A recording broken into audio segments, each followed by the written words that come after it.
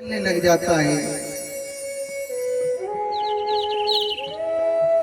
मगर मैं आज स्वयं भक्ति माता को देख करके दुखी हूं। हे भक्ति माता, आपके इस कष्ट को मैं जरूर दूर करूंगा। तो नारद जी भक्ति माता के कष्ट को दूर करने के लिए, भक्ति माता के कष्ट को दूर करने के लिए कभी गीता का पाठ सुनाते हैं, कभी रामायण का पाठ सुनाया, कभी हनुमान चालीसा का पाठ सुनाया, कुछ भी असर नहीं हुआ। नारद जी बड़ी टेंशन में हो गए थे, चिंता में हो गए थे।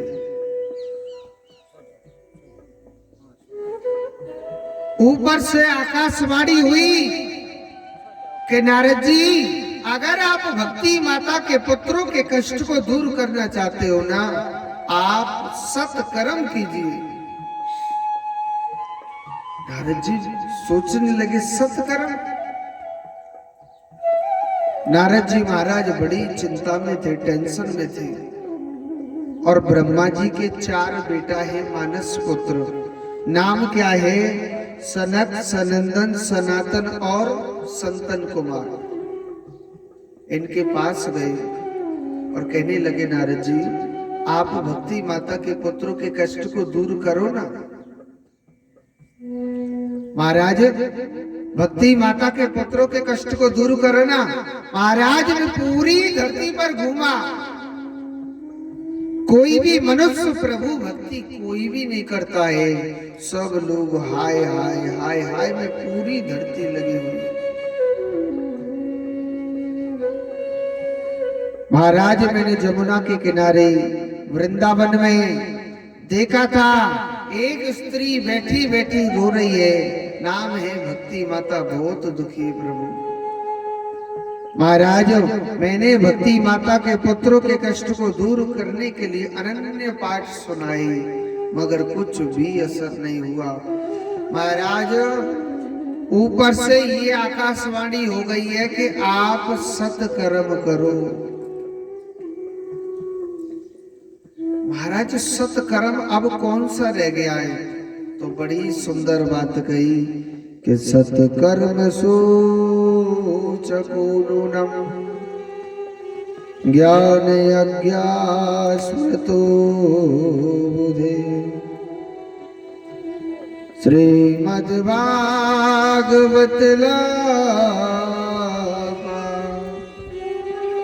सतगीता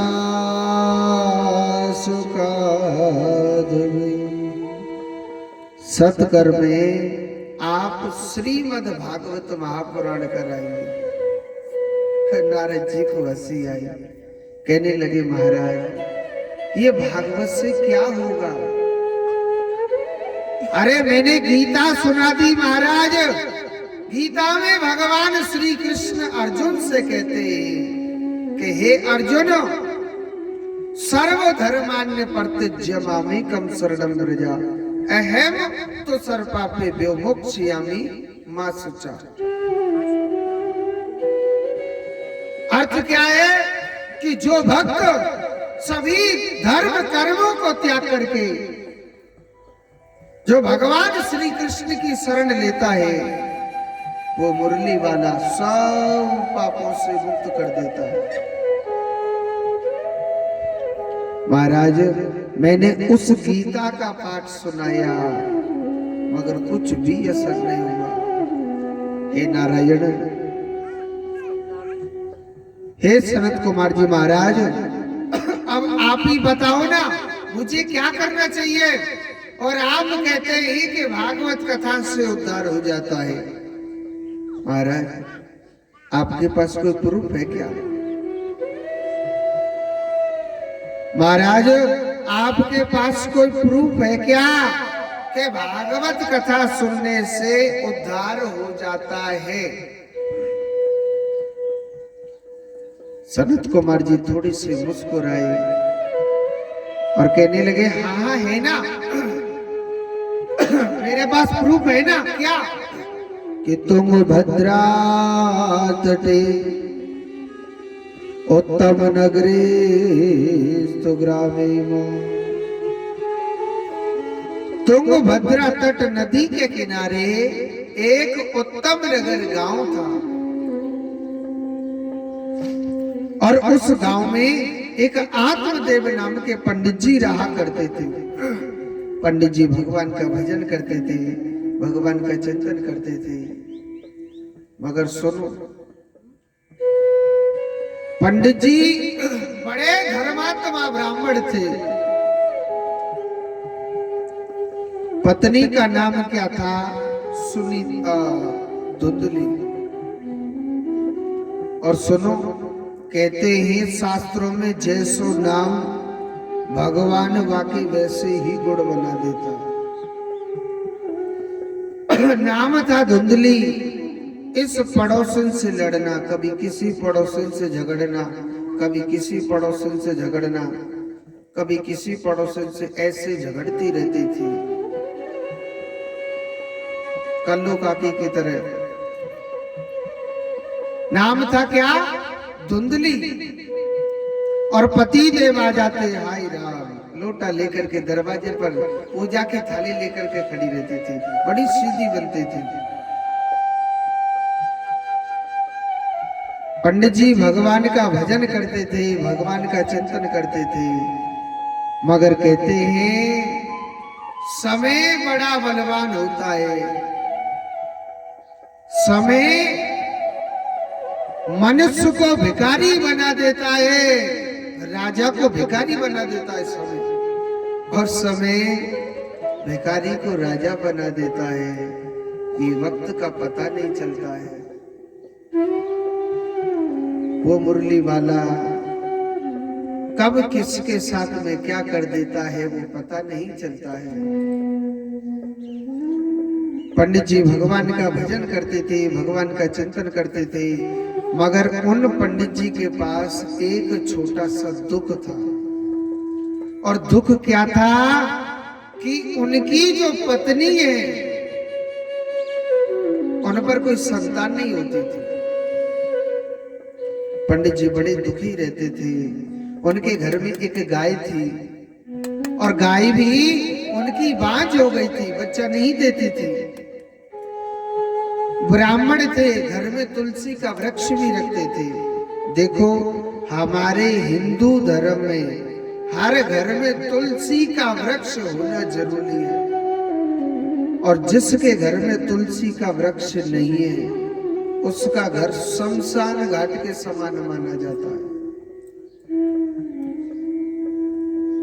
पंडित जी घर में तुलसी का वृक्ष लगाते, वो भी खत्म हो जाता था। मगर धीरे धीरे पड़ोसियों ने उन पंडित जी को भड़काना स्टार्ट कर दिया। अरे महाराज, आप कैसे ब्राह्मण हो?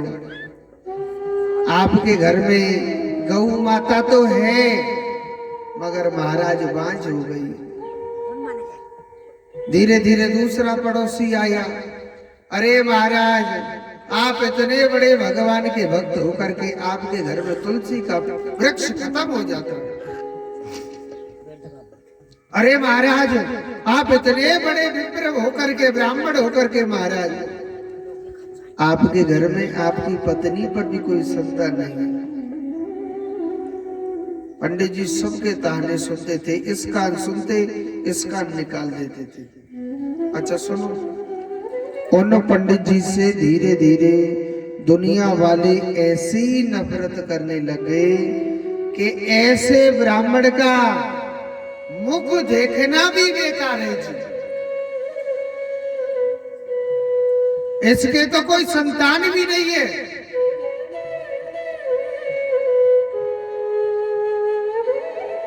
ऐसे ब्राह्मण का तो मुख देखना भी बेकार है। यानी दुनिया वाले उन पंडित जी से नफरत करने लगे। पंडित जी सोचने लगे, भैया दुनिया वाले तो मुझसे नफरत करते, तो फिर तू जी करके क्या करेगा? और सुनो, पंडित जी बियावान जंगल में मरने के लिए चल दिए थे, मगर एक बात बोलू, मौत हमारे कहने से कभी नहीं आती है। इस दुनिया में ऐसे ऐसे जीव हैं, भजन करते खाट में पड़े पड़े 5-5 वर्ष बीत गए, भजन कर रहे कि हे भगवान हमको उठा ले, मगर कमबख्त तो मौत फिर भी नहीं आती। मृत्यु तो नसीब वालों को मिलती है, ये बात ध्यान से रख लेना। मौत हर किसी के भाग्य में नहीं होती है हंसी खुशी, वो बड़ा किस्मत वाला होता है जो हंसी खुशी आया और हंसी खुशी चला जाता है, ये किस्मत वाले होते हैं। मृत्यु तो नसीब वालों को मिलती है। पंडित जी भैयावान जंगल में मरने के लिए चल दिए। रास्ते में क्या होता है, भगवान एक संत का रूप बना करके बैठे हुए थे। और एक बात बोलो, वो मुरली वाला भगवान एक बार वो सबके सामने आता है। तभी तो शास्त्रों में कहते हैं कि कबीरा या संसार में हर सबसे मिलियो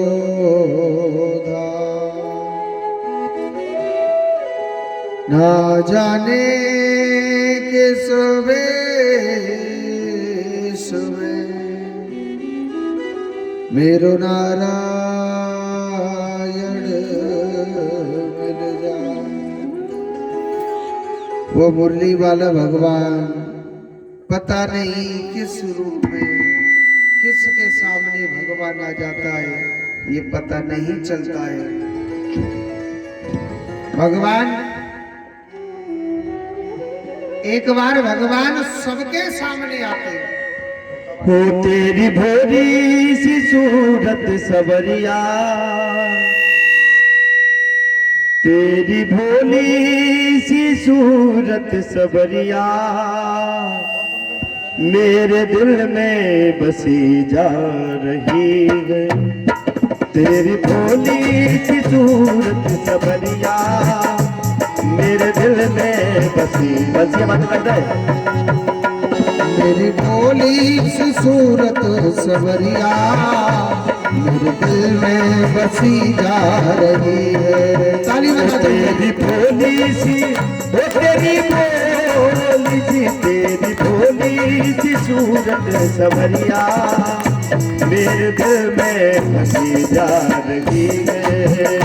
तेरी भोली सी सूरत सबरिया मेरे मन में बसी जा रही है। तेरी भोली सी सूरत सबरिया मेरे दिल में बसी जा रही है। तेरी भोली सी सूरत सबरिया मेरे दिल में बसी जा रही है। अब तो पहले से भी अब तो पहले से भी अब तो पहले से भी तेरी ज्यादा हो ना जाने को याद आ रही है। मीठी मीठी ताली बजाते हुए हरि बोल। हो तेरी भोली सी सूरत सबरिया मेरे दिल में बसी जा रही है। तेरी भोली सी सूरत सबरिया मेरे दिल में बसी जा रही है।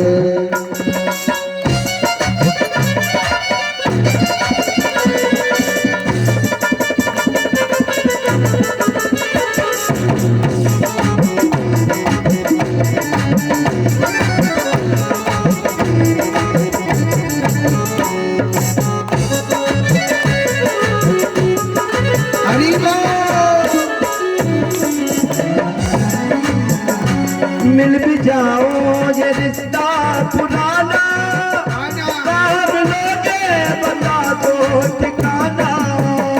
मिल भी जाओ ये रिश्ता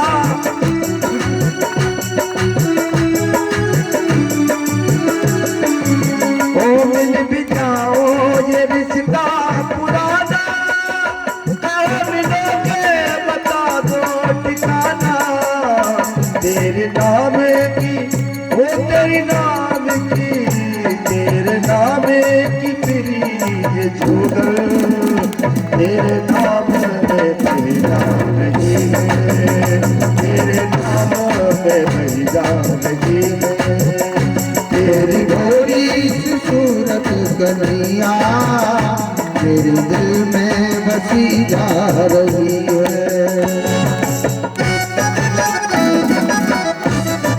श्री राधे, ताली बजा लो भैया।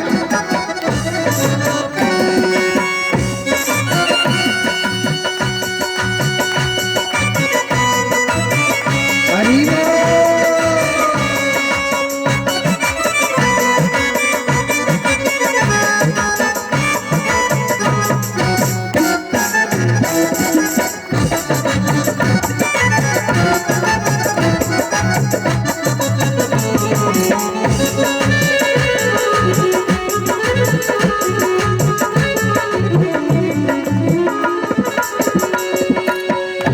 तेरी मेरी ये प्रीति पुरानी, सुन ले ये मेरी कहानी, तेरी मेरी ये प्रीत पुरानी, सुन ले मेरी कहानी।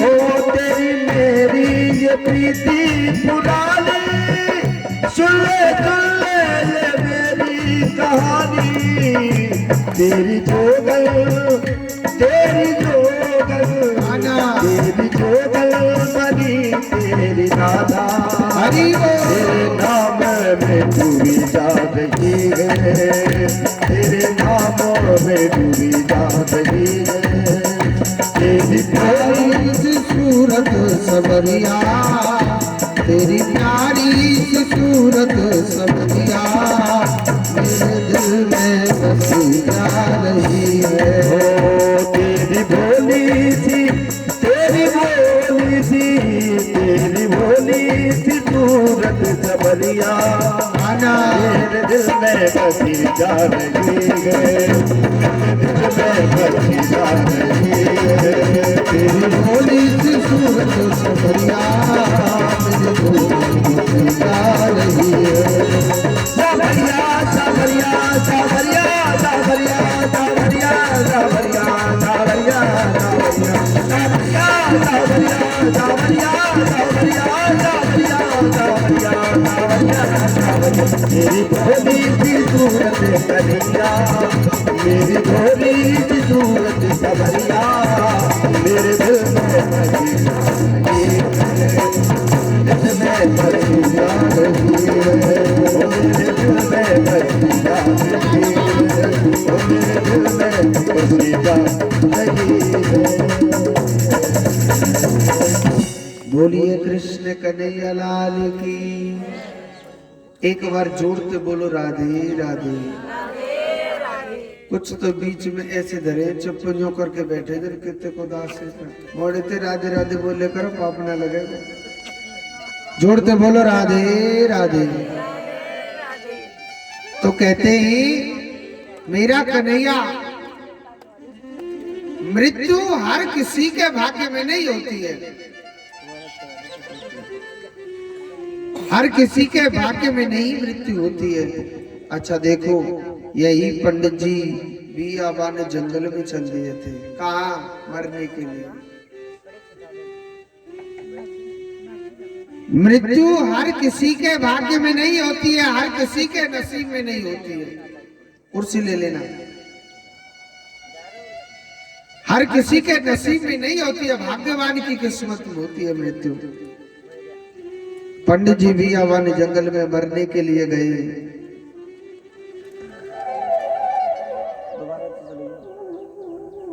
जब मरने के लिए पंडित जी गए, भगवान श्री कृष्ण कहने लगे, साधु का रूप बना करके खड़े हुए थे।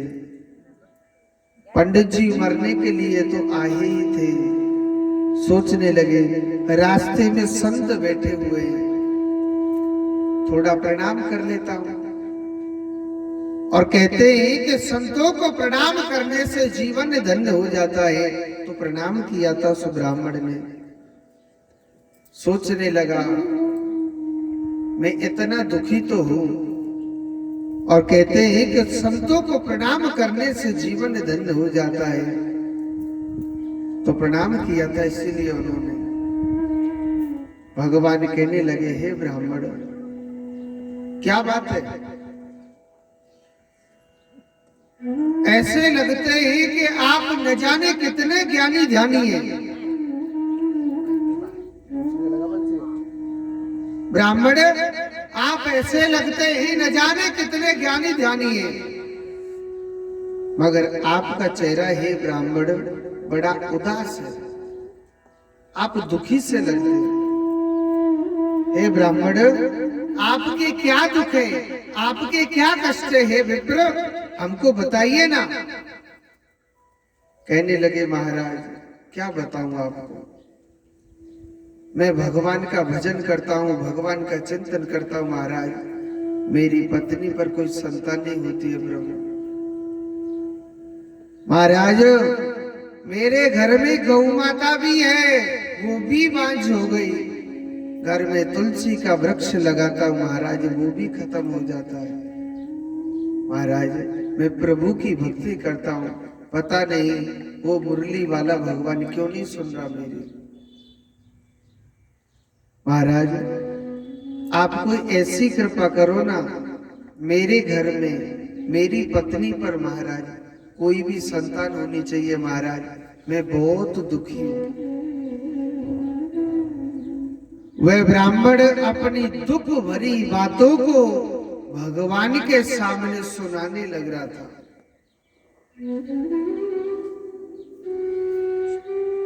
कहने लगा महाराज संसार न जाने मुझे कैसे कैसे ताने मारता है, महाराज आज दुखी होकर के मैं आपके पास आया हूं।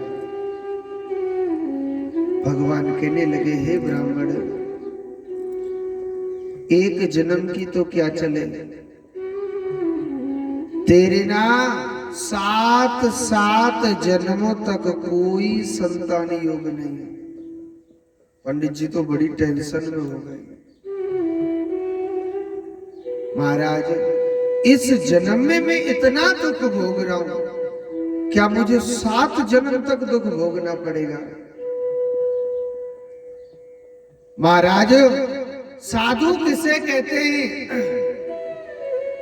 अरे साधु का अर्थ क्या है? साधनो देवस्थानम देवेभ्यो साधिस्तो।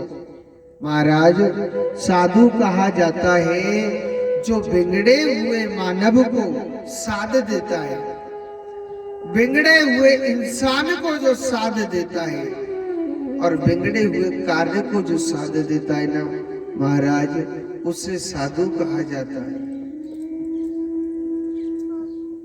महाराज मैं सब कुछ त्याग करके प्रभु केवल मैंने आपकी गोविंद की शरण ली थी, संतों की शरण ली, और महाराज संत तो हाथों की लकीरों को बदल देगा, माथे की लकीरों को बदल देगा।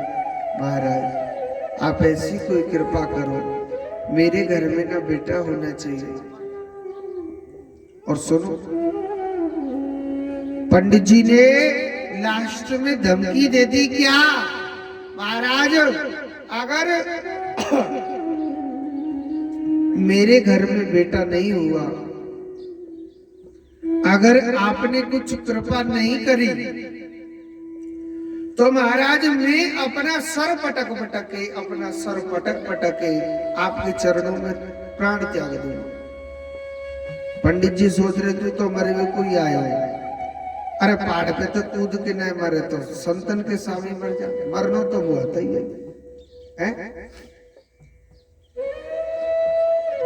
बाहर नदी में कूद के न मर सके तो भगत राम के सामने आके मर जा, मरना तो मुझे है। संत भगत राम के चरणों में गिर गया, प्रभु आप ही मेरी नैया पार कर सकते हो, नहीं तो मेरे सूर्य कुंड में मेरे प्राण जाएंगे। प्रभु भगवान सोचने लगे आत्मदेव ब्राह्मण अब सोचने लगे कि या तो मरने की बात कह रहे हैं, भगवान तो घट घट वासी होते हैं और कहते हैं कि भगवान की लिखी को कोई भी नहीं मिटा सकता। तो उसी नारायण भगवान ने एक फल दिया और कहा कि इस फल को आप अपनी पत्नी को खिला देना, जरूर भगवान की कृपा से कुछ न कुछ प्राप्त होगा, आपके घर में पुत्र की प्राप्ति होगी। उस फल को लेकर के गया और वह ब्राह्मण संतों पर बड़ा विश्वास करता था। देखो, भगवान की भक्ति विश्वास के ही पीछे होती है। विश्वास कम फलदायका, सबसे बड़ा फल देने वाला होता है विश्वास।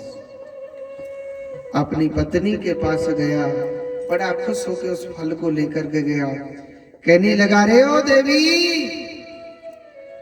देखती हो मैं तुम्हारे लिए क्या लेकर के आया हूं। देवी कहने लगी, ये तो फल है, रोज लाते। अरे ये ऐसा वैसा फल नहीं है, ये संत के हाथ का दिया हुआ प्रसाद है।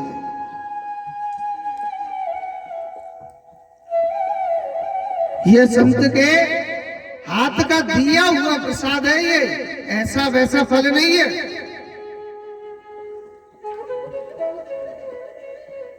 ये ऐसा वैसा फल नहीं है। सुखदेव जी कहते हैं, परीक्षित, आज वही ब्राह्मण कहने लगा अपनी पत्नी से कि इस फल को खा लेना, आपके जरूर बेटा होगा। अब पत्नी देवी नहीं चाहती थी कि मुझ पर बेटा हो जाए। पत्नी देवी उस फल को लेकर के बैठी बैठी सोच रही थी, इस फल को खाऊं कि नहीं खाऊं, इस फल को मैं खाऊं कि नहीं खाऊं। खाऊंगी तो मेरा पेट मोटा हो जाएगा, नाना प्रकार की गर्भ पीड़ाएं मुझे सताएंगी, और मुझे जब गर्भ पीड़ा सताएंगी तो मुझ पर नहीं सही जाएगी। और सुनो, योग संयोग ऐसा बैठा कि उस धुंधली की बहन भी घर आ गई थी, और उसकी बहन चाहती थी कि इस पर कोई भी संतान होवे भी नहीं। बहन ने और भड़का दिया, अरे बहन, बाबा जी के फल खाए थे बेटा हो, कछु ना हो, वैसे दुनिया पागल बनावे। हाँ, ये दुनिया ऐसे ही पागल बनावे, कछु ना होए।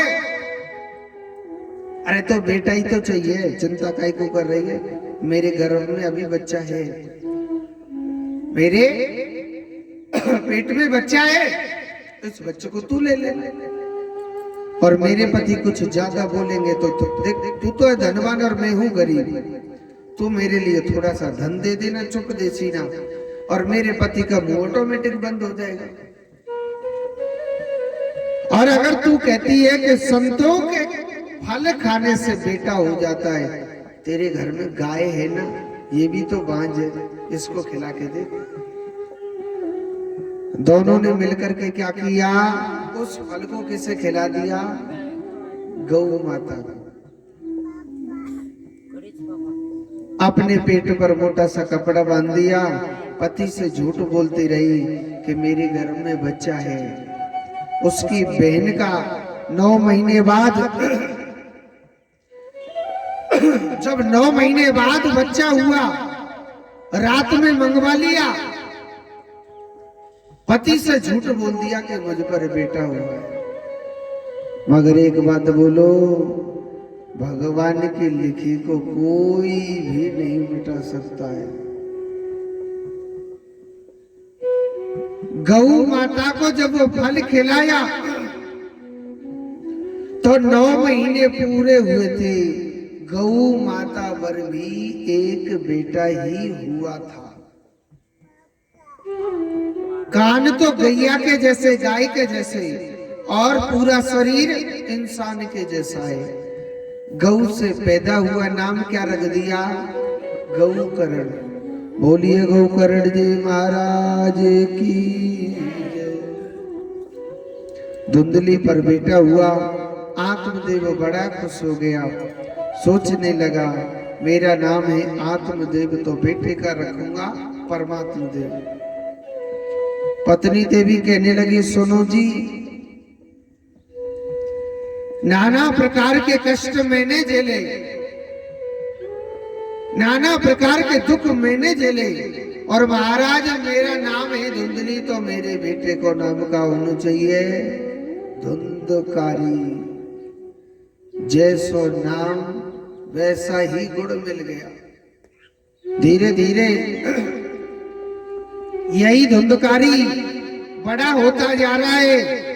सबसे पहले कंचा खेलना सीख गया, फिर और बड़ा हुआ तो पत्ता खेलने लग गया, और धीरे धीरे बड़ा हुआ यही धुंधकारी पापी बनता जा रहा है। फिर जुआ खेलना सीख जाता है, मांस भक्षण करने लग जाता है, बहुत बड़ा पापी हो गया। एक दिन आत्मदेव ब्राह्मण कहने लगा अरे बेटा तू कैसा मेरा पुत्र है, अरे तू ब्राह्मण का बेटा होकर के मेरे स्वर्ग जैसे घर को एक नरकट्टा बना दिया तूने। वही बेटा कहने लगा ए पिताजी चुप, आज से इस घर में ऐसा ही होगा, आज से इस घर में ऐसा ही होगा। अब वही पिता रोने लग रहा है भगवान से, हे भगवान तूने मुझे बेटा दिया तो क्यों दिया? कल रो रहा था मुझे बेटा दे बेटा दे बेटा दे बेटा दे, कैसो दे मगर दे बेटा, और आज दे दियो तो रोबे काई को लग रहा। बोयो पेड़ बबूल को आम कहाँ से ला। बबूल जाने के नहीं जाने, कांटे लगे कायमा में। अरे बोयो कांटे का बीज डाला है तो लाला बाबा कांटे लगेंगे, आम नहीं लगेंगे। कांटे का बीज डाल करके हम भजन करें, हे भगवान इस कांटे के पेड़ पर आम लग जाए, आम लग जाए, कभी नहीं लगेंगे। वही गैया का आत्मदेव ब्राह्मण सोचने लगा मैं जाऊं तो कहां जाऊं, किस जगह जाऊं? मेरे मन में इतना वैराग्य नहीं कि घर छोड़ करके भजन करने लग जाऊं। पीछे को मुड़ करके देखा कि गाय का बेटा भजन कर रहा, उसके चरणों में गिर गया। आत्मदेव ब्राह्मण कहने लगा कि हे गौपुत्र अब तू ही मुझे मार्गदर्शन कर, मैं जाऊं तो कहां जाऊं? मेरे दिल में इतना वैराग्य नहीं कि मैं बियाबान जंगल में चले जाऊं और मैं भजन करूं, प्रभु भक्ति करूं। गाय का बेटा समझा रहा था अरे पिताजी आप कहते हैं कि जंगल में भगवान मिलेगा, भगवान कभी जंगल में नहीं मिलता है। प्रभु को तू जहां याद करेगा, भगवान को तुम जहां याद करोगे वो तुरंत चला आएगा, मगर भगवान इस माया में लिप्त होके नहीं मिलेगा। आप कह रहे हैं कि मेरे बेटे ने मुझे डांटा। अरे पिताजी कौन किसका पिता, कौन किसका बेटा, कोई किसी का नहीं है। कल मैंने आपको बताया था कि जब बुरा वक्त आता है ना, कोई बेटा बेटी पोता पोती संग नहीं देता है, वो खुद को भोगना ही पड़ता है। ये मत सोचना कि मेरे दुख को या मेरी बेटी बांट ले, या मेरा पोता बांट ले, या मेरी बहन बांट ले, या मेरा पति बांट ले, या मेरी पत्नी बांट ले, वो भोगना ही पड़ता है। यही नर्क स्वर्ग ऊपर नहीं है आप सोच रहे हो, सब यही है। जो जैसा करता है वो यही भोग करके जाता, कोई भी क्यों ना हो, कोई भी क्यों ना हो, जो जैसा करता है उस जीव को यहीं पर ही जो जैसा करता उसे यही भोगना पड़ता, कोई भी क्यों ना हो। बहुत से मनुष्य कहते हैं ना महाराज जी अभी भजन नहीं करेंगे, आराम तो बुढ़ापे में करेंगे, करनो ही कायम है। बहुत सी माताएं कहती है महाराज मेरे छोरा को ब्याह है जाए, घर में बीदड़ी आ जाएगी, बस फिर मुझे तो भजन ही करना। सही बताइयो, झूठ मत बोलो। कितने के घर में बीदड़ी आ गई, तुम फ्री है गई क्या ना भाई? कौन कौन के घर में बहू आ गई, फ्री हो गई क्या? अरे जो सोचियो घर में बहू आ जाएगी जब और ज्यादा टेंशन में गिर जाएगी। घर में बहू आ जाएगी तो और ज्यादा टेंशन में गिर जाएगी। फिर क्या कहती है माताएं, महाराज एक खिलावे को पोता सह जाए, बस फिर तो माला लेके हाथ में बैठे रहेंगे बस। हाँ जी, कितने के पोता है गए, कोई देखो का माला लेके भजन करती वही मैया पोता है जावेगो ना, जब तेरी और ज्यादा तगड़ी नौकरी लग जाएगी वह खिलाती डोर। हाँ बहुत से कहते महाराज बुढ़ापे में आराम से बस भजन ही करना और तो कुछ करना ही ना है।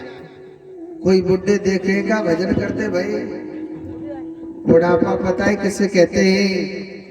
जिस आदमी को दुख देखना हो, नरक का द्वार देखना है ना, उसको बुढ़ापा आता है।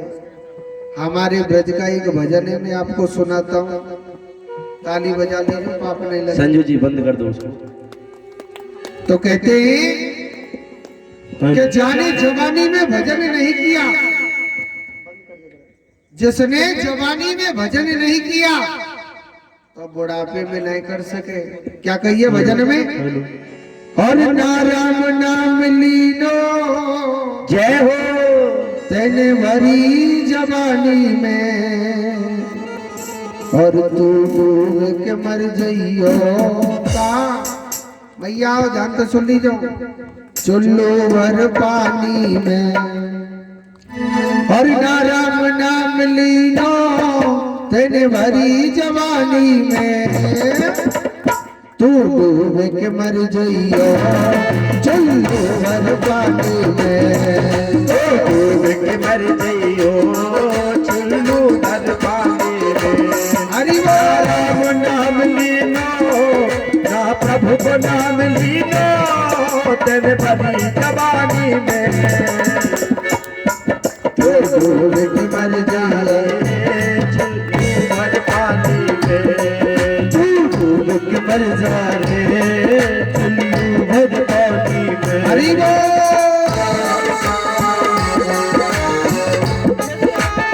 कुर्सी पे धरी का मैया ताली बजा लो।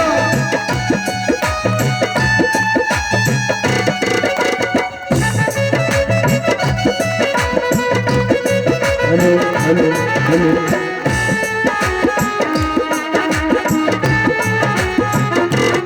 और क्या कहिए, ध्यान से सुनिए बातें।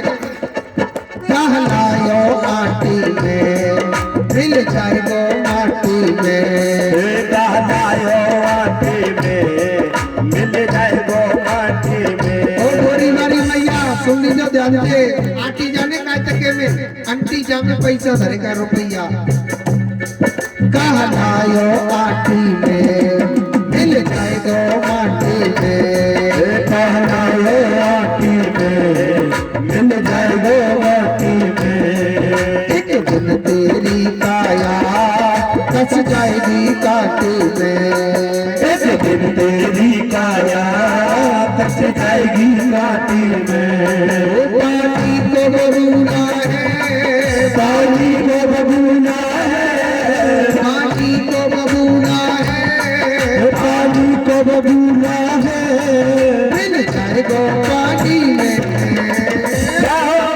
तू डूब के मर जा चुल्लू भर पानी में। तू डूब के मर जा रे चुल्लू भर पानी में। हरि बोल।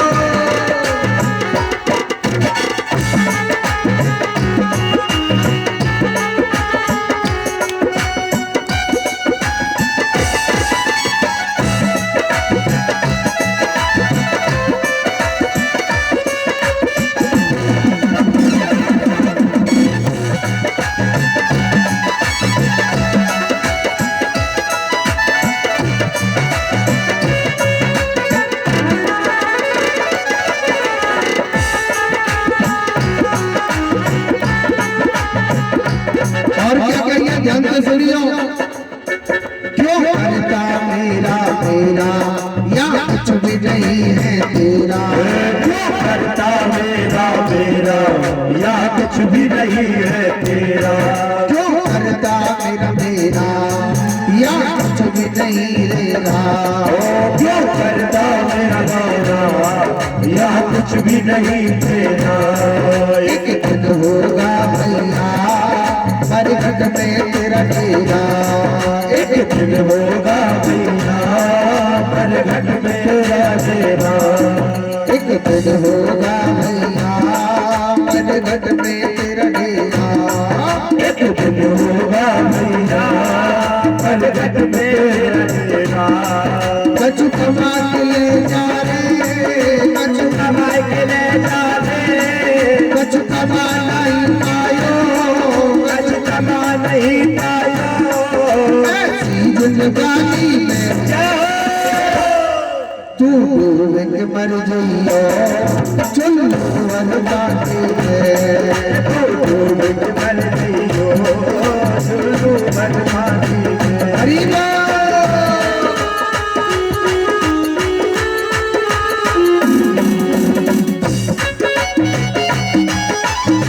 मीठी मीठी ताली बजाते हुए हरि बोल।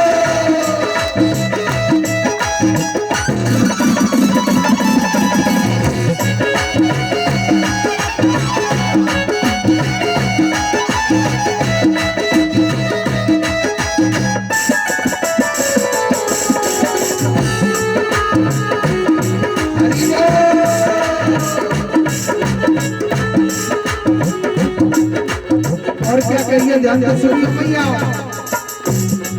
कर सच्ची भक्ति है, भक्ति में शक्ति है, कर सच्ची भक्ति है, भक्ति में शक्ति है।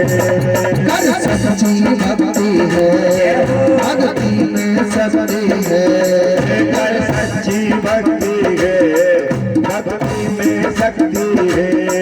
या भक्ति से भैया मिल जाएगी मुक्ति है, या भक्ति से भैया मिल जाएगी मुक्ति है। तेरे माला तन खोयो, तेरे माला पन खोयो, तेरे सारा जीवन खोयो, तेरे सारा जीवन खोयो। या माता दादी है, जय हो तू डूब के मर जा, तू मर पाती है, तू डूब के मर जा, तू मर पाती है। ना राम राम ली को, ना हरि को जाप ली को, जवानी जवानी में तू डूब के मर जा।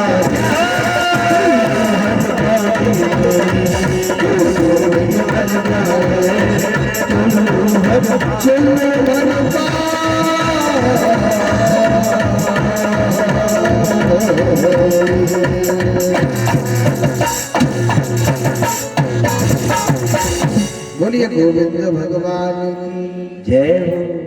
ना राम नाम लीनो तेने भरी जवानी में, और तू डूब के मर जाइयो कहाँ, नीम के थाना के पानी में। नीम के थाना में तो पानी ना, जोर दे बोलो राधे राधे। कहते हैं कि जिसने प्रभु की भक्ति जवानी में नहीं करी वो बुढ़ापे में बिल्कुल नहीं कर सके। एक बात बताता हूँ, ध्यान से सुनना, जिसके पास चाबी है ना, चाहे वो जुबान की चाबी हो, जरूरी नहीं है तिजोरी की चाबी, जिसके पास चाबी है जुबान की, कि आप कह दे कि बेटा मैं वहां कथा सुनने जा रही हूँ, और आप जा रहे हो, बेटा कह रहा है कि पिताजी, माताजी, पिताजी आप जाओ कथा सुनो। जिसके पास आज चाबी है, आज आप जितनो भजन कर सके कर लोगे, कल की मत सोचना कि मैं भजन करूंगी या मैं करूँ ये होगा मेरे घर में, क्योंकि आने वाला समय बहुत खराब आ रहा है। आपने ये प्रभु की भक्ति की आपने अपने हाथ से किसी भूखे को भोजन कराया, आपने भगवान के नाम में कुछ दिया, जितनो दे लियो वही तुम्हारे साथ जावेगो। सोचोगे कि मैं आगे भी ये करूंगा या वो करूंगा, वो नहीं कर सकता। कल का कोई पता नहीं, कल किसके सामने कैसा आएगा और कल किसके आगे कैसा नहीं आएगा, ये कोई नहीं पता। तभी तो कही थी कि समय समय की बात है, हर समय बड़ा बलवान, बेलन लूटी गोपिका बेई अर्जुन बेईमान।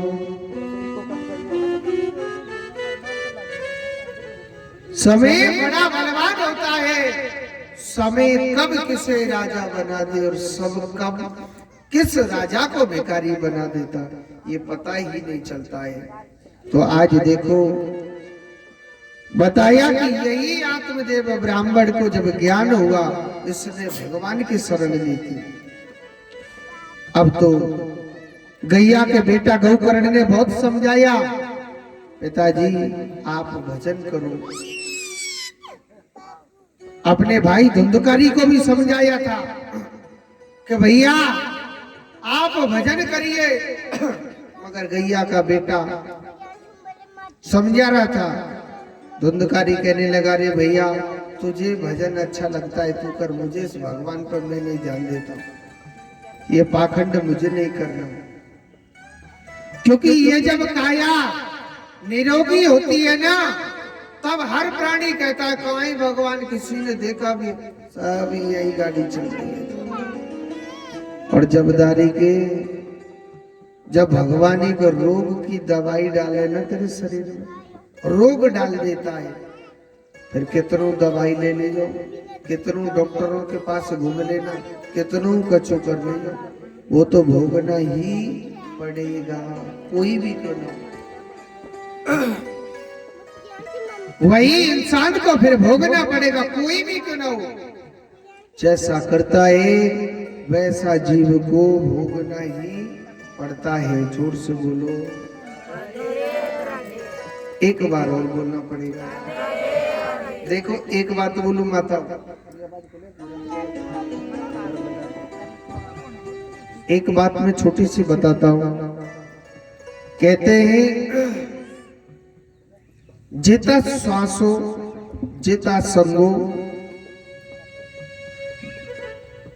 जिता श्वासो जिता संगो जिता संगो जितेंद्रिया।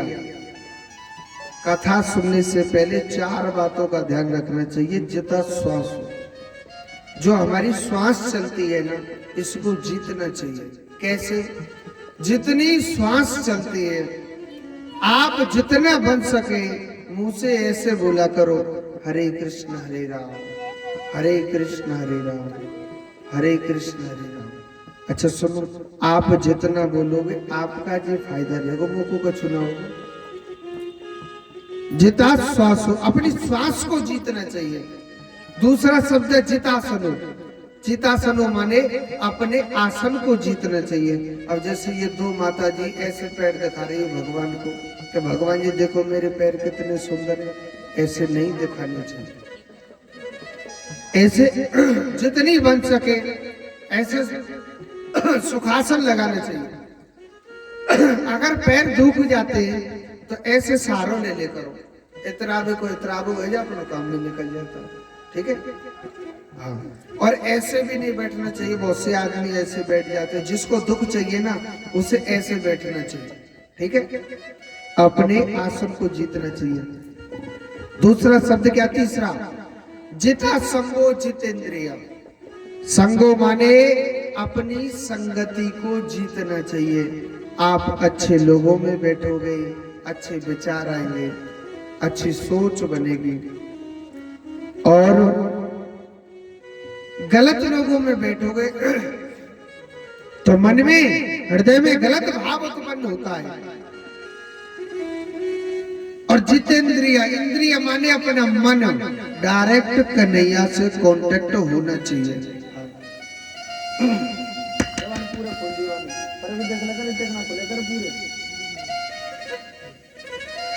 जितेंद्रिय, इंद्रिय माने अपनी इंद्री को, जीव को जीतना चाहिए, अपने मन की इंद्री को जीतना चाहिए। अपने मन का जो कांटेक्ट है किधर रहना चाहिए? मेरे कन्हैया से रहना चाहिए। अपने मन में ऐसा भाव बनाओ, हे कन्हैया, हे गोपाल, तेरी दृष्टि न सबके ऊपर जाती है, हे माधव, एक दृष्टि मेरी ओर डाल देना। और एक बात बोलो, अगर आप दिल से भगवान की ओर अपने मन की दृष्टि डालोगे, भगवान आपको कभी गिरने नहीं देगा। मेरा मुरली वाला ऐसा है, कभी आपको गिरने ही नहीं देगा। अपने मन का भाव भगवान की ओर डालना चाहिए। एक छोटी सी ब्रज की कथा है, ध्यान से सुनोगे, मैं सुनाता हूं। एक बार की बात है, मैया जसोदा मेरे कन्हैया के लिए दीपक दान करने लग रही थी। मैया क्या कर रही थी? दीपक दान कर रही थी। पहला दीपक जलाया और पहला दीपक जला करके मैया कहने लगी, हे जमुना मैया, मेरे लाला के हजारन ब्याह है जाइए। मैया है बेटे के लिए कर रही है दान। और पहला दीपक जमुना मैया में बहा दिया। दूसरा दीपक जलाया और कहने लगी कि हे जमुना मैया, मेरे लाला कन्हैया को इतनी दूर तक नाम रहे जितनी दूर तक सूर्य चंद्रमा का प्रकाश फैला हुआ।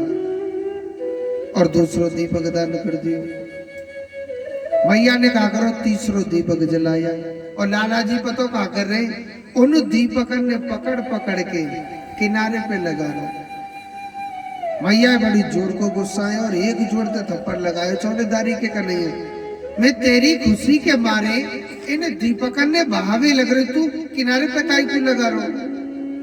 तो कन्हैया का कह रो, अरियो जसोदा मैया, मैया अरियो जसोदा मैया, मैया मेरो तो जन्म जन्म को धंधो है, बहते भय को किनारे पे लगावो, पार लगावो तो मैया मेरो जन्म जन्म को धंधो।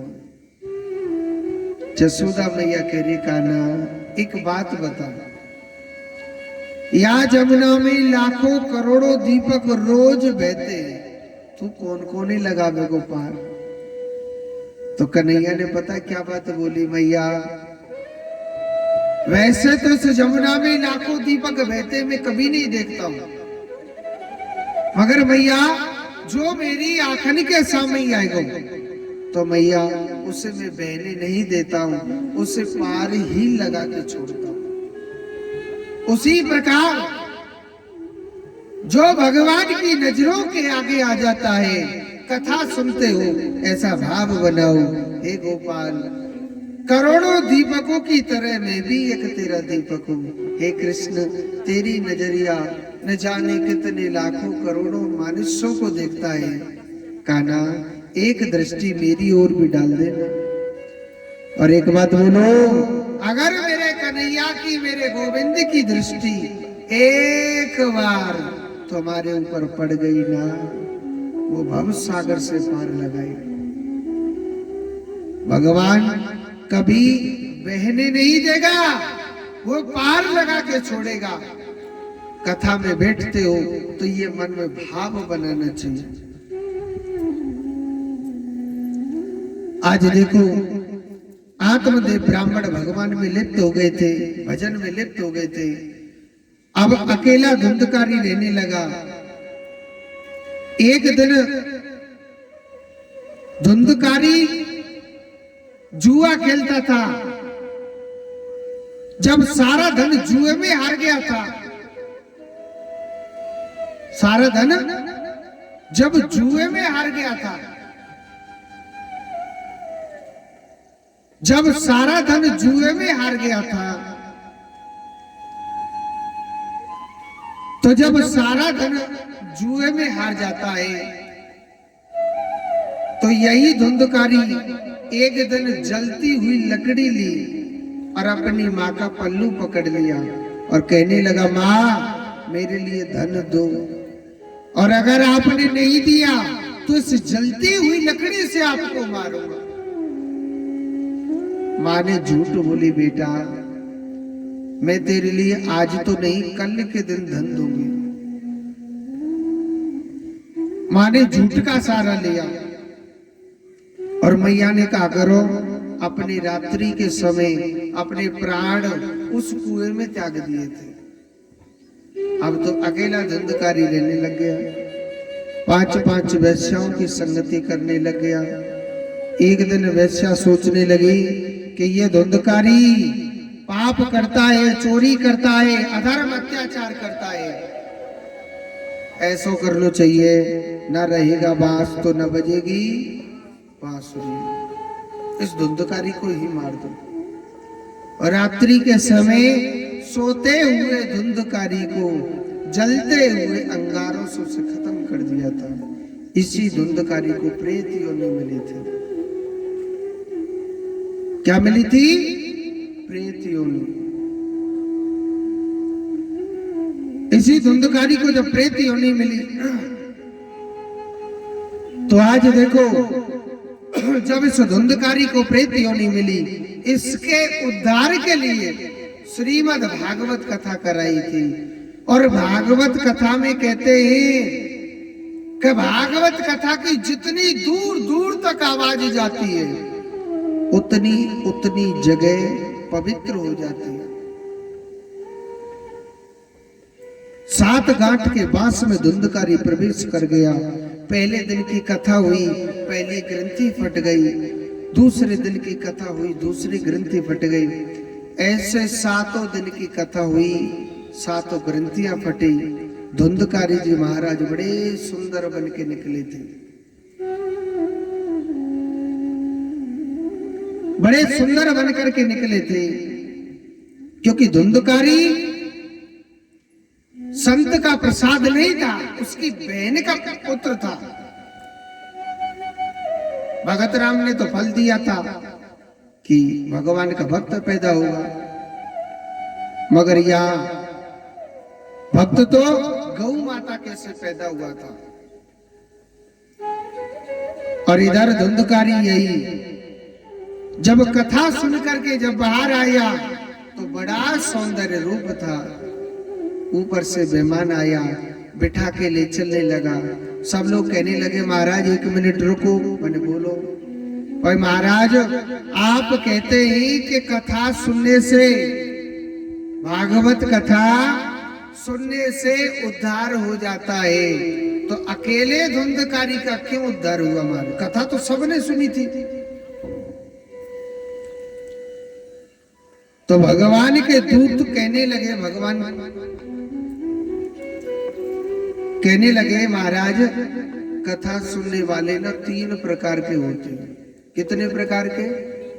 3 प्रकार के। कौन कौन से? श्रोता, सरोता और सोता। पहले कौन है? पहले नंबर पे श्रोता।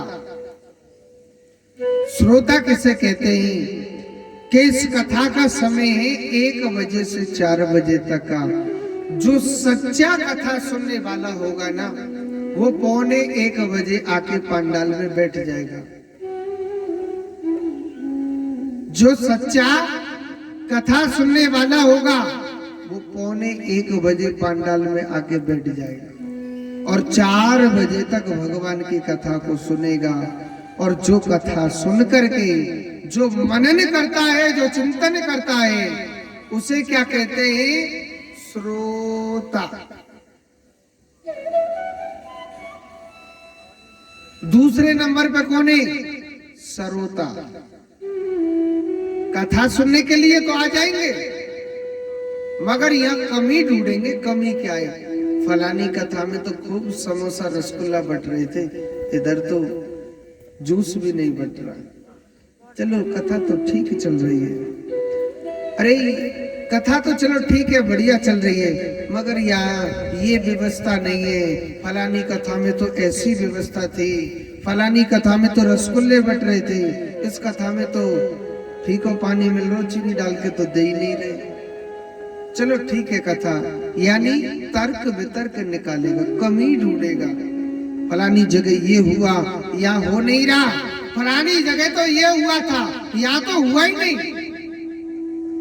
क्योंकि उसे कथा सुनने से मतलब नहीं है, उसे तो सिर्फ कमी निकालनी है। इसको क्या कहते हैं? सरोता। और तीसरा कौन है? बूढ़ी मैया। ध्यान तो सुन लीजिए, तीसरा है सोता। बहुत सी बूढ़ी बूढ़ी मैया होती है, सोचती है घर पे तो वो बींदड़ी सोने नहीं देती है, वो दे देती है अपने अपने बच्चों को खिलाने के लिए। लो मम्मी जी खिला लो। अब मम्मी जी बच्चन ने कांख में दबा के वो गाड़ी लेके डोल रही है। आज क्या तो गाड़ी में खिलावेगी ना तो गोदी में खिलावेगी। अब मम्मी जी को पता चला कि बालाजी के मंदिर में कथा चल रही है, चलो वहां चलती है, बहाना मिल गया। अब फिर वो उन पे एहसान करेंगी सास, अरियो लाली कथा सुनने जा रही हूँ, ध्यान रख लीजिए घर पर। और मैं बालाजी के मंदिर पे हूँ तो कथा सुनिए बस। हाँ, अब वो वहां से आ जाती है यहाँ पर। अब देखेंगे कोई दीवार से या पाइप से या किसी बल्ली वगैरह से कमर लगा के चुप धरी धरी सो जाए। हाँ, आप प्रसाद लेके 4 बजे तक खूब सोती है और 4 बजे प्रसाद लेके घर जाते हैं। हमारे पिताजी पूछते कथा कैसी चली? अजी कथा तो बड़ी चोखी चल रही। अच्छा, कितनी चोखी सुना दी? तो जो बड़े भाव से कहने लग रही है, ऐसो कहा सुना दियो? ये तो नहीं पता, मगर मुझे इतनी पता कि कथा बहुत सुंदर चल रही है। पता कहाँ तेरे को, ध्यान तो सोने में ना है। इसको क्या कहते हैं? सोता। देखो ये गोविंद का दरबार है, और जो जिस भाव से आता है मेरा कन्हैया उसको उसी प्रकार का। मैंने क्या करना?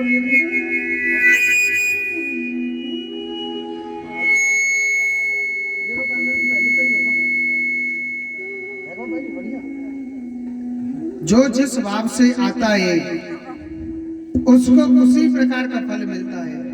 पर तो कभी कम ना भयो, तुम अंदाज लो काफी लीड है।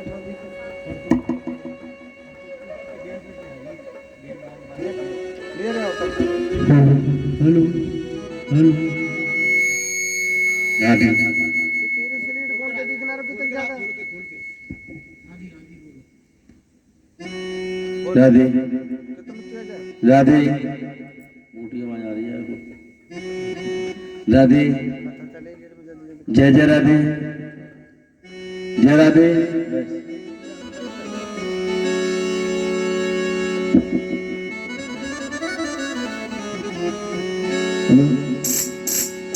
नाम हरि का जप ले बंदे,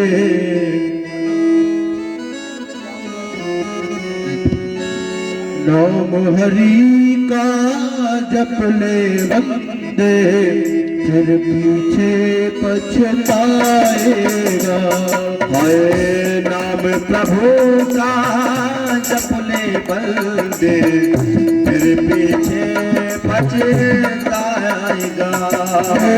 फिर पीछे पछताएगा, फिर पीछे पछताएगा, फिर पीछे पछताएगा। नाम हरि का जप ले बंदे, फिर पीछे पछताएगा। ओए नाम प्रभु का जप ले बंदे, फिर पीछे पछताएगा।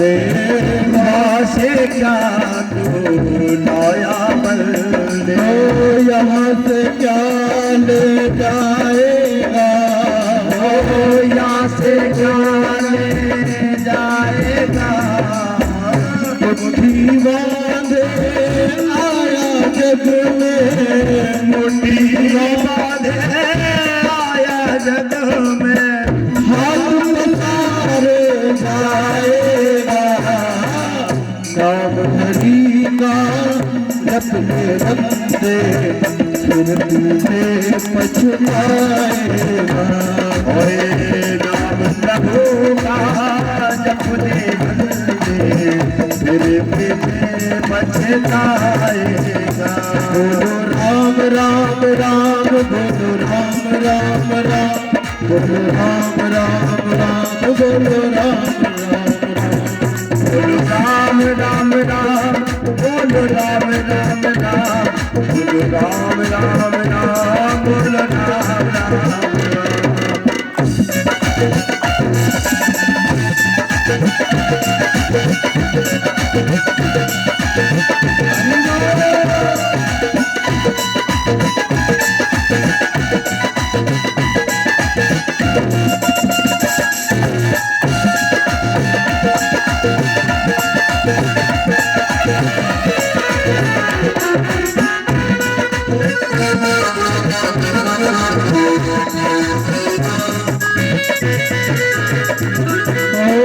बालापन में खेल गवायो बालापन ये खेल गवायो बालापन हथ खेल गवायो बालापन हथ खेल गवायो आई जवानी मस्त रहा आई जवानी मस्त रहा बूढ़े पन में लोग सताए बूढ़े पन में लोग सताए हाथ पड़ा पछताएगा नाम कभी का सपने बंदे फिर पीछे पछताएगा बोलो राम राम राम बोलो राम राम राम बोलो राम राम राम बोलो राम राम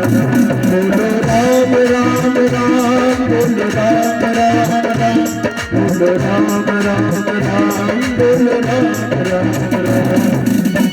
राम राम राम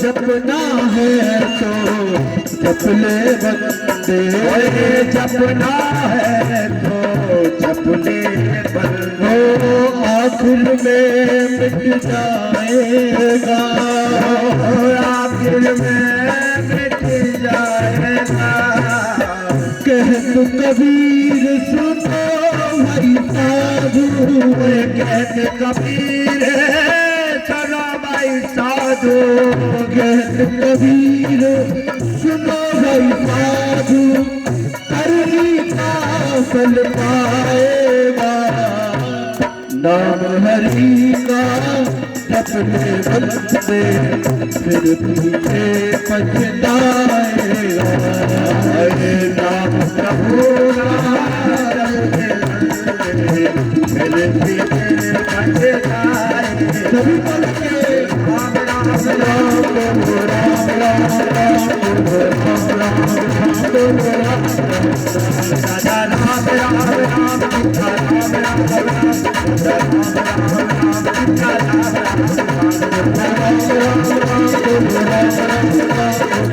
राम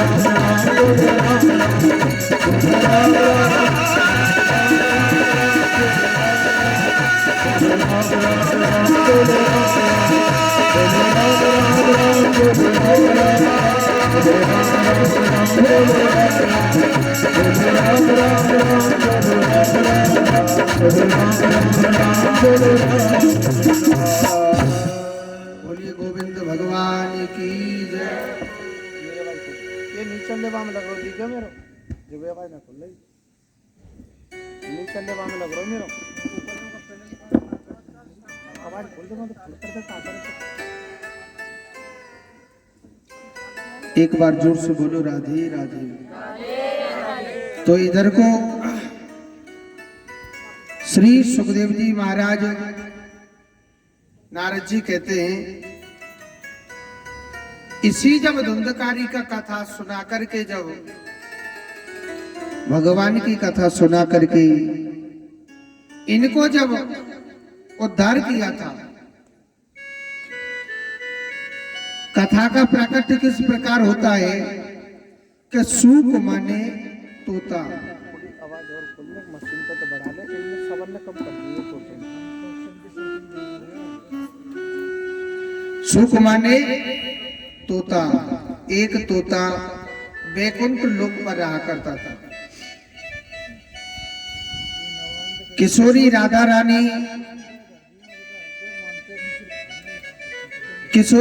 रानी कहने लगी कि हे सुखदेव आप जाओ और जन जन को कथा सुनाना आप हमारे कहने से। किशोरी राधा रानी की बात मान करके यही तोता धरती पर गया और एक गर्भ रूपी अंडे में जाकर के बैठ जाता है।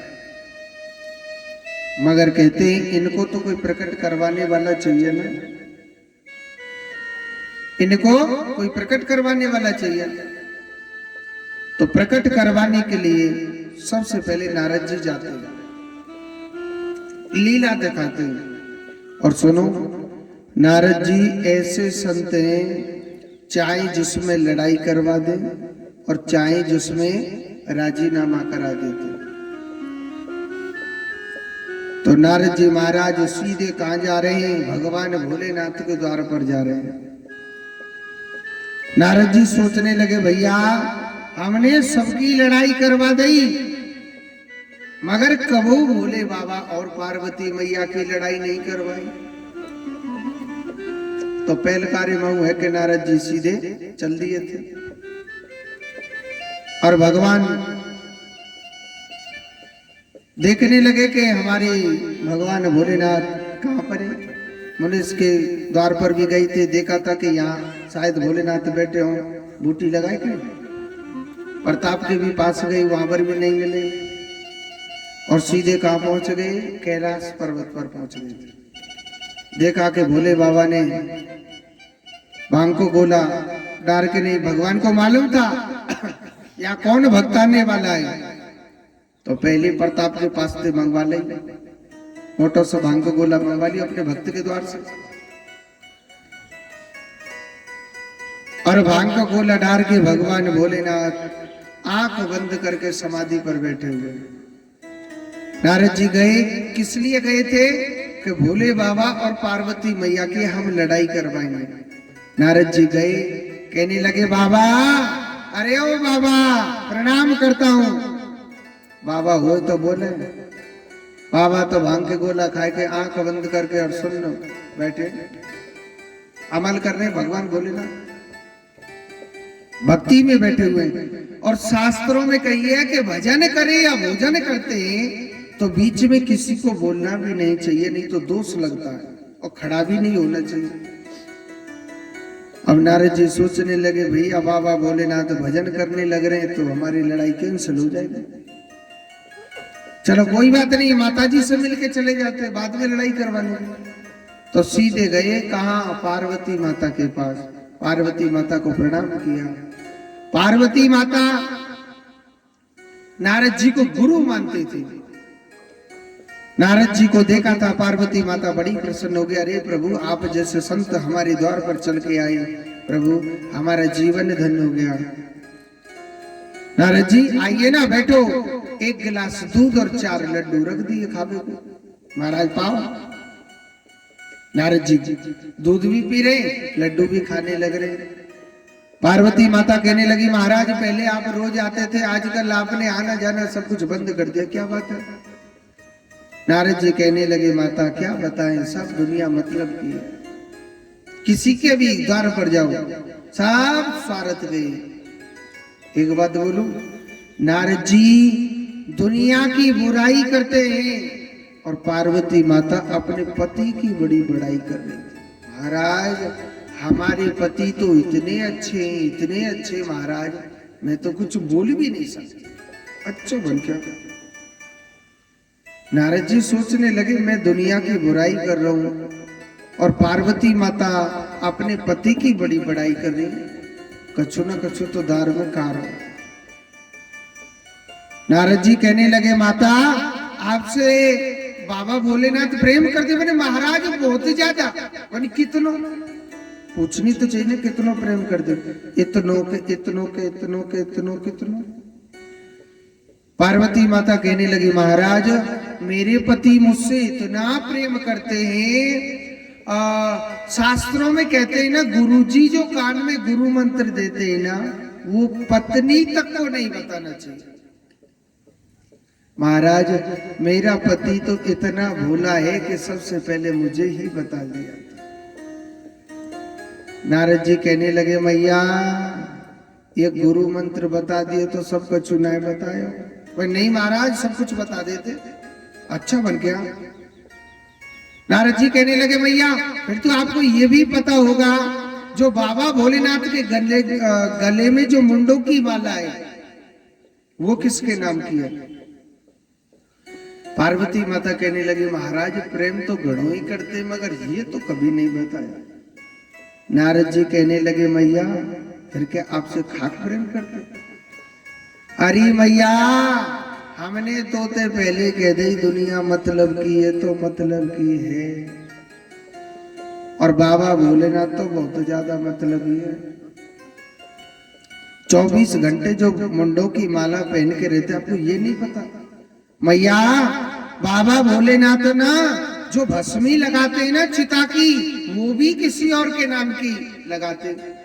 और तो क्या बताओ मैया, बाबा भोलेनाथ ने ना एक दूसरी शादी भी कर रखी है। ये कड़क बात थी, थोड़ी हिचकिचा करके बोली थी। मैया बाबा ने ना एक दूसरी शादी भी कर रखी है, पर माता हम थोड़ा जल्दी में बाद में आके बतलाएंगे। राधे राधे कह के सटक लिए वहां से। एक बात बोलूं, अगर मैया ने पता चल जाए कि मेरे खसम ने दूसरों ब्याह कर रखो तो गुस्सा आवेगो के ना आवेगो? भैया आवेगो के ना आवेगो? और बहुत ज्यादा आवेगो के ना आवेगो? और पार्वती माता को पता चला कि मेरे पति ने दूसरी शादी कर रखी है, बड़ी जोर तो गुस्सा आएगा। अच्छा सुनो, पहले मर्यादा बहुत थी। अगर किसी माता को रोना है या झगड़ना है या लड़ना है, उनके लिए अलग कमरा बनवाया जाता था, और उस कमरे का नाम क्या होता था? कोप भवन। पार्वती माता कोप भवन में जाके बैठ गई। भोलेनाथ जब भजन पर से खड़े हुए, सोचने लगे, भाई आज हमारी देवी, क्या बात है, आज कोप भवन में क्यों बैठी है?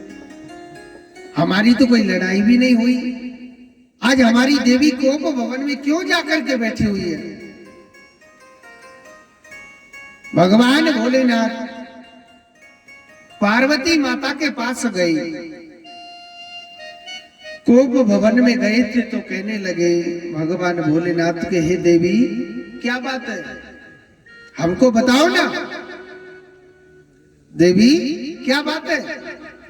पार्वती माता कहने लगी, सुनो महाराज, आप हमसे बातें मत करो और ना हम आपसे बातें करें। बोले बाबा कह रहे ठीक है, नहीं बात करेंगे, मगर बात तो बताइए, बात क्या है? हमने तो ऐसे कछु बातों ना बोली।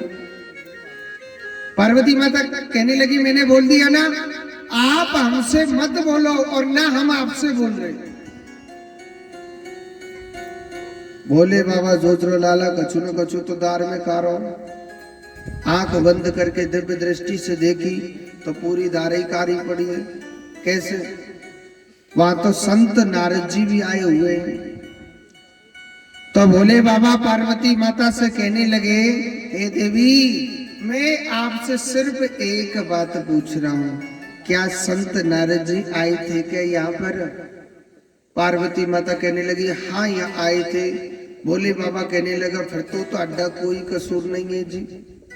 अरे जिस घर में नारद जी पहुंच जाते वहां तो लात घूसाओं से बातें होती है। शुक्र है मेरे राम का, या मुंह से ही काम चल रहा है। पार्वती माता कहने लगी, अच्छा हुआ जो संत नारद मेरी आंखों को खोल के चले गए। भोले बाबा कह रहा हूं, ज्यादा तो न खोल देंगे। मतलब अरे ऐसी क्या बात बोल रही कि आप हमसे नहीं बोल रहे और हम आपसे नहीं बोल रहे, ऐसी क्या बात बोल रही? पार्वती माता कहने लगी, यहाँ संत नारद जी आए और वो कहने लग रहे थे कि आपने जो मुंडों की माला पहन रखी है वो किसी और के नाम की पहन रखी है। भोले बाबा कहने लगा, हाँ वो तो मैंने पहन रखी, बस यही बात पर उठ गई। नहीं नहीं, एक बात और है। क्या? महाराज जो चिता की भस्मी लगाते वो भी और किसी और के नाम की लगाते हो आप? भोले बाबा कहने लगा, हाँ मैं तो किसी और के नाम की लगाता। बस यही बात पर उठ गई। नहीं नहीं महाराज, एक बात और है। क्या? आपने ना कड़क बात थी ना, थोड़ा हिचकिचा करके बोली थी। आपने महाराज एक दूसरी शादी कर रखी है। भोले बाबा कहने लगा, हाँ मैंने तो कर रखी है। पार्वती माता कहने लगी, मेरे अलावा और शादी करेंगे? मैंने हाँ। अब तो पार्वती माता को दिमाग तो पूरा ही घूम गया था। अब तो प्रत्यक्ष क्यों प्रमाण की जरूरत नहीं जी, जब स्वामी जी कह रहे हैं।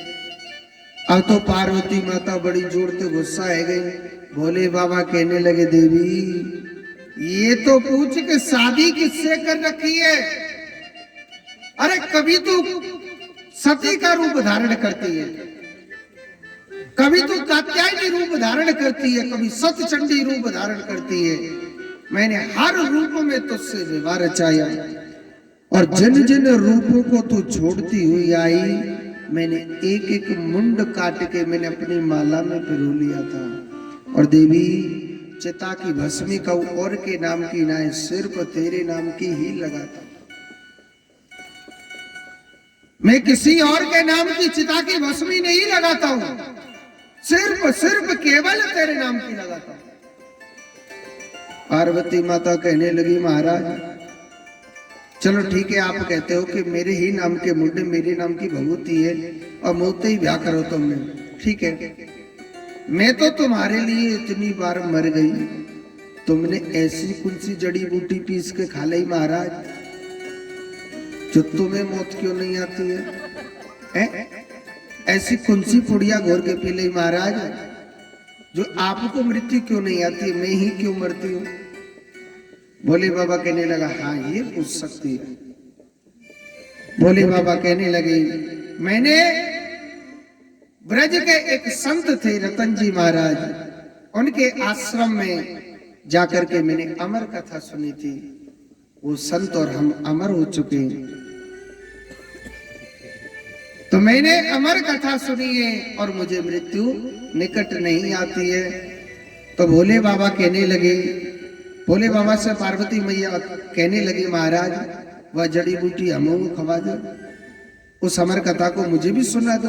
अरे मैं भी तो आपकी अर्धांगिनी हूं। भोले बाबा कहने लगे, ये कोई गुड़ को पुआ ना बना ले और खा लो, बड़ी बड़ी मेहनतों से कथा सुनी जाती है।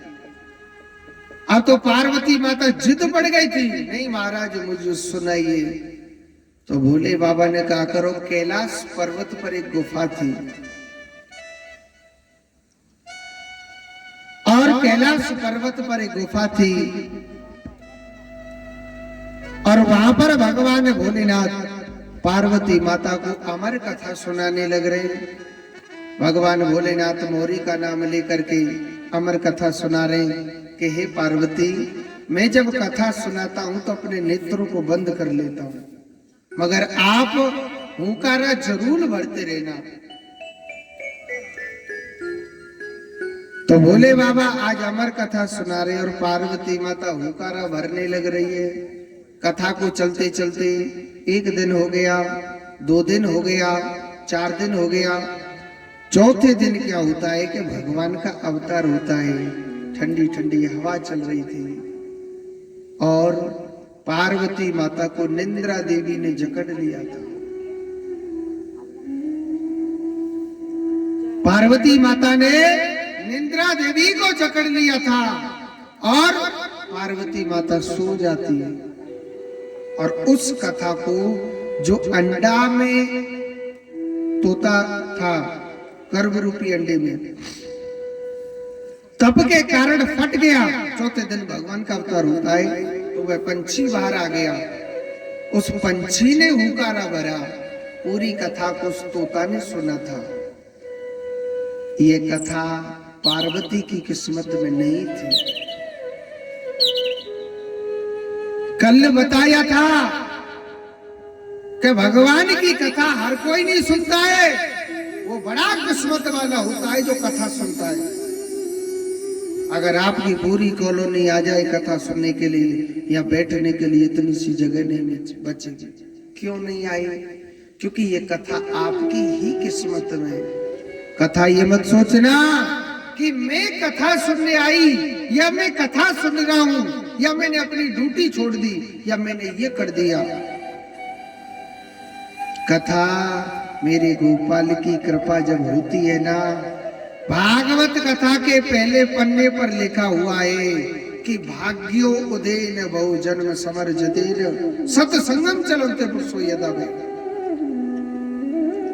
जब मनुष्य के करोड़ों करोड़ों जन्मों के जब भाग्य उदय होते तभी जा करके ऐसा सत्संग, ऐसी भगवान की कथा हमको सुनने के लिए प्राप्त होती है।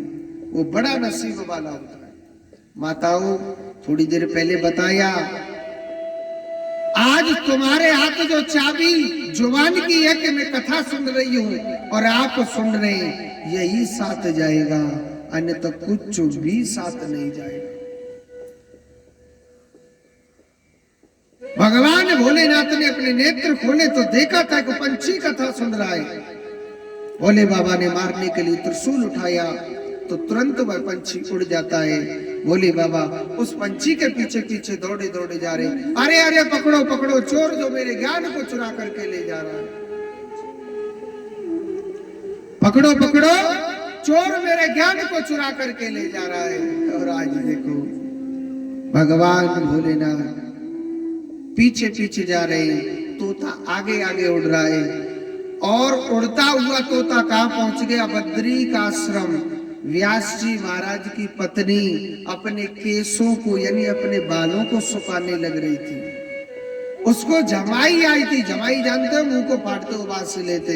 वह तोता सीधो घटक दे मुख में चला गया और सीधो गर्भ में पहुंच जाता। भोले बाबा त्रिशूल नहीं मार सकते, नहीं तो आने वाले समय में हर बेटा अपनी मां के पेट में त्रिशूल मारता। भोलेनाथ वापस आ गए थे और यही तोता अपने मां के गर्भ में 12 वर्ष तक रहा था। कितने वर्ष तक? 12 वर्ष तक। सबसे बड़ा नरक कहां है? मां के गर्भ में होता है। मां के गर्भ में जब बच्चा होता है ना, मां जरा सा चटपटा भोजन कर लेती है।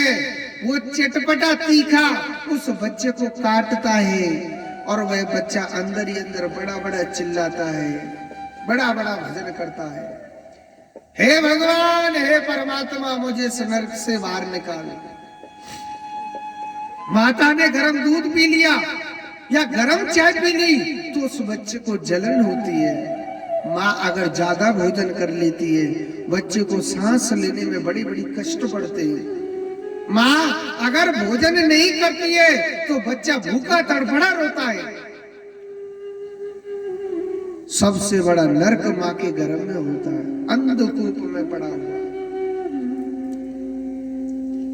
मगर बड़ा बड़ा भजन करता है तो भगवान उसे नरक से बाहर निकालता है। मगर सुखदेव जी महाराज ऐसे संते माँ के गर्भ में रहते रहते 12 वर्ष होने को जा रहे हैं, एक ही भजन कर रहे हैं, हे भगवान मुझे इस नरक से बाहर मत निकालो। स्वयं भगवान ने दर्शन दिए, हे सुखदेव आप क्यों नहीं जा रहे बाहर? कहने लगे महाराज ये नरक सिर्फ काया को कष्ट दे रहा है, मुझे कष्ट नहीं दे रहा। महाराज ये जो काया है ना, इसको कितना भी दूध पिला लो कितना भी घी खिला लो और कितनी भी रोटी खिला लो, एक दिन तो मरना है पक्का। दो बातन को भूल मत जो चाहत कल्याण, नारायण एक मौत को दूजे श्री भगवान। जन्म लिया है तो मृत्यु अटल है, ऐसा कोई भी नहीं बचा सकता है। मृत्यु तो हमेशा अटल ही है। तो यही सुखदेव जी महाराज 12 वर्ष पूर्ण हुए, भगवान ने कहा कि तू माया से परा हुआ संत नहीं रहेगा। तो जन्म हुआ और बड़ी सुंदर स्तुति है कि यम प्रवजन्तु मनपेतम अपेत कृत्यम द्वैपायनो विरह कातर अजुहाव पुत्रेति तन्मतया तरहु अवनि दुस्तम सर्वभूत हृदय मुनिमान तू अस्मि। जन्म लिया सीधा वन की ओर चल दिए, वन की ओर चल दिए थे। जन्म लिया था, वन की ओर चल दिए और वन की ओर जाकर के देखा। देखो संतों की कहावत है कि कबीरा जब हम पैदा भए और जग हंसा हमरो, ऐसी करनी करो चलो हम हंसे जगरो। कबीरा जब हम पैदा भए, दुनिया वाले क्या कहने लगे, फलाने के घर में कहा भयो बेटा भयो, बड़ी खुशी मनाते कि नहीं मनाते हैं? कबीरा जब हम पैदा भए और जग हंसा हम रो। हम छोटे से थे ना, जब हम रो रहे थे और दुनिया वाले पूछने लगे, अरे भैया फलाने के घर में कहा भयो बन बेटा भयो है, लाला भयो। दुनिया खुशी मनाती है कि नहीं मनाती जिसके घर में बेटा होता है। और ऐसी करनी कर चलो हम हंसे जगरो। ऐसी करनी क्या है, हम हंसे और संसार रोवे, ऐसी करनी है सिर्फ भगवान का नाम। अगर किसी का बच्चा भगवान का भजन करता है या भगवान की पूजा करता है, दुनिया वाले रोते, अरे महाराज हमारा बेटा तो पागल हो गया, बालाजी के मंदिर में पता नहीं माला लेके बैठा रहता, पागल हो गया। दुनिया वाले रोते। और मगर उस पागल को दे, वो पागल जानता है कि मैं प्रभु भक्ति में कितना पागल हूं। आज की दुनिया कैसी रह गई, आज के माँ बाप ऐसे हो गए, बेटा सोते पढ़ो, जगते पढ़ो, चलते पढ़ो, खाते पढ़ो, नहाते पढ़ो, पढ़ते रहिए। ऐसी पढ़ी लिखी आज की संतानें जिनके माँ बाप रोडों पर पड़े पड़े दुख भोगने लग रहे हैं, और वो संतान कभी नहीं पूछ रही पिताजी आपके क्या कष्ट है। वो संतान कभी नहीं पूछ रही कि पिताजी आपके क्या कष्ट है, क्योंकि आज के माँ बाप कैसे हो गए, बेटा सोते जगते पढ़ो। इतनी पढ़ी लिखी संतान हो गई जिनके माँ बाप रोडों पर पड़े पड़े दुख भोग रहे, और वो संतान कभी नहीं पूछ रही पिताजी आपके क्या कष्ट है, क्योंकि पढ़ी लिखी संतान है। आज की पढ़ी लिखी संतान, और पढ़ी लिखी संतान माँ बाप की सेवा करे, राम राम राम नहीं करनी चाहिए, क्योंकि ऐसी संतान हो गई। हमारे पढ़े लिखे बच्चे, अरे पढ़ाई पढ़ाओ, ये नहीं है कि नहीं पढ़ानी चाहिए, मगर ऐसी भी पढ़ाई पढ़ाओ कि माँ बाप की सेवा क्या होती है, अपने घर का, अपने कर्तव्य का पालन करना चाहिए, वो पढ़ाई होती है। ऐसी पढ़ाई नहीं पढ़ानी चाहिए। बहुत से लोग क्या कहते हैं, महाराज समय खराब आ गया है, कहते कि नहीं कहते? समय खराब नहीं, हमारी सोच खराब हो गई। एक दूध बेचने वाला घर घर घूमता है कि आप दूध ले लो, दूध ले लो, दूध ले लो, दूध ले लो, कोई दूध लेता ही नहीं है जी। एक दूध बेचने वाला घर घर घूमता है, मगर दूध कोई लेता ही नहीं है जी। ये सबको मालूम है कि दूध पीने से ताकत आती है, बुद्धि अच्छी होती है, मति अच्छी होती है, मगर किसी को बुद्धि अच्छी ही नहीं करनी। और ये सबको मालूम है कि दारू पीने से बुद्धि भ्रष्ट हो जाती है, हमारा धन नष्ट हो जाता है, हमारा परिवार में सम्मान गिर जाता है। मगर दारू बेचने वाले को देखो, एक दुकान पर बैठ करके बेच रहा है, और वहां देखो लाइन नहीं टूट रही, वहां लाइन लगी हुई है। क्या कहते महाराज, समय खराब आ गया। समय कह रहा है कि तू दूध मत पीना, दारू पी लेना है। समय खराब नहीं, हमारी सोच खराब हो गई, हमारी मति खराब हो गई है। समय खराब नहीं हुआ, समय तो पहले भी रात्रि में चंद्रमा निकलता था, वो आज भी निकल रहा है। समय तो पहले भी दिन में सूर्य निकलता था, वो आज भी निकल रहा है। समय खराब नहीं, हमारी सोच खराब हो गई। सबको मालूम है कि भगवान की कथा सुनेगा, भगवान का सत्संग सुनेगा, भगवान का नाम लेगा, हमारी बुद्धि अच्छी होती है, हमारे धन संपत्ति में बरकत होती है, मगर हम नहीं कर रही। हमारे पास टाइम ही नहीं है कथा सुनने के लिए। और देख लेना, कहीं लेडीज नाच हो रहा है, गलत नाच होने लग रहा है, वहां इतनी भीड़ लग जाती है कि भाई सपना चौधरी आ गई, फलानी चौधरी आ गई, जाना चाहिए भाई। वहां पैसों की बारिश करने लग रहे, चाहे सब कुछ बिक जाए। और ये भी मालूम है कि गलत नृत्य देखने से संपत्ति में लाभ नहीं होगा, घाटा होगा, बर्बाद होगा। मगर जीव बर्बाद करने के लिए तैयार है, आबाद होने के लिए तैयार है। कहने के लिए कौन है हम? हिंदू। कहने के लिए हम हैं हिंदू। हिंदुओं में कितना प्रेम था, कितना भाव था, अपने धर्म के लिए अटल रहना। आज हमारे हिंदुओं में हमारे धर्म पर विश्वास नहीं है। अगर बालाजी खावे को दे रहे हो तो ठीक है, नहीं तो बालाजी को बाहर निकाल के पटक दिया, बोले जी बैठा लो जा, बोले जी भोले देवताएं कोई फल देंगे, भोले दे रहे हो तो ठीक है, नहीं भोले को भगाओ, कृष्ण जी को मानो। क्योंकि हमें अपने कर्म पर, अपने भगवान पर विश्वास नहीं, टाइम ही नहीं है भजन करने के लिए। आज देखो, यही भगवान हनुमान जी के मंदिर पर कोई 1 या 2 जने दीपक जलाने आते, टाइम ही नहीं है सर।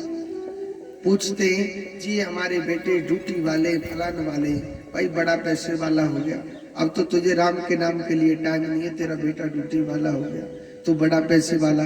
अरे दारी के जब मृत्यु का समय आएगा ना तेरा पैसा संग देगा और ना तेरा कोई परिवार संग देगा, फिर तुझे भोगना पड़ेगा। और भगवान क्या कहता है, तेरे पास टाइम नहीं था तो साढ़े पास भी टाइम नहीं। बनेगी न बाबुड़े जटा झूठ रखाए के, बनेगी न अंग तेरे बस वीर रमाए के, बनेगी न भूत प्रेत जिंदन को आदि से, बनेगी न रंकोर राजा जाए के, कि बनेगी न कोटवार पुल पुरान पड़े और बनेगी ना लाख बार गंगा नहाते। ऐरे मन मेरे तू कबूल कर, तेरी बन जाएगी गोविंद गुन गाते। सहारा मिलेगा, सहारा मिलेगा, सहारा मिलेगा, सहारा मिले। ओ हरि नाम गालो, ओ राधा नाम गालो, सहारा मिलेगा। ओ राधा नाम गालो, सहारा मिलेगा। ओ राधा नाम गालो, सहारा मिलेगा। सहारा मिलेगा, सहारा मिलेगा, सहारा मिलेगा, सहारा मिलेगा, सहारा मिलेगा, सहारा मिलेगा, सहारा मिलेगा। ओ हरि नाम गालो, हरि नाम गालो, सहारा मिलेगा। हरि नाम गालो, सहारा मिलेगा।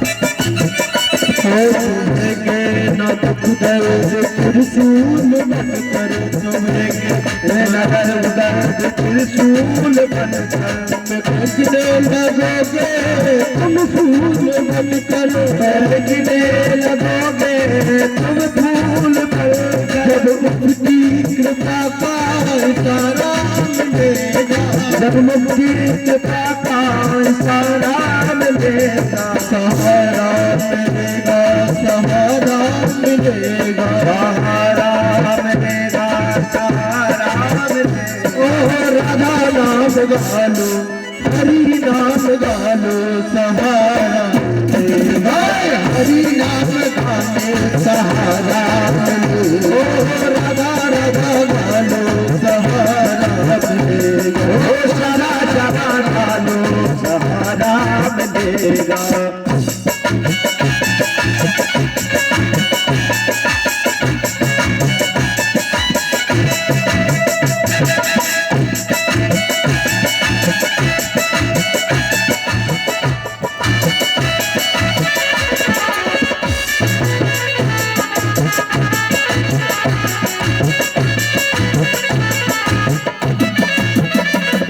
अगर तुम रहोगे प्रभु की नजर में, अगर तुम रहोगे प्रभु की नजर में, जीवन की नैया फंसेगी भंवर में, जीवन की नैया फंसेगी भंवर में। तुझे हर तूफान से किनारा मिलेगा, हर तूफान से किनारा मिलेगा। तुझे हर तूफान से किनारा मिलेगा, तुझे हर तूफान से किनारा मिलेगा, सहारा मिलेगा, सहारा मिलेगा, मिलेगा, सहारा मिलेगा। राधा राधा गालो, हरि नाम गालो, सहारा मिलेगा। हरि नाम गालो, सहारा मिलेगा। श्यामा श्यामा गालो, सहारा मिलेगा। ओ श्याम श्यामा गालो, सहारा मिलेगा। राधा श्री राधा श्री राधा, राधा श्री राधा श्री राधा, राधा श्री राधा श्री राधा, राधा श्री राधा श्री राधा। ओ हरि नाम गालो, सहारा मिलेगा। हरि नाम गालो,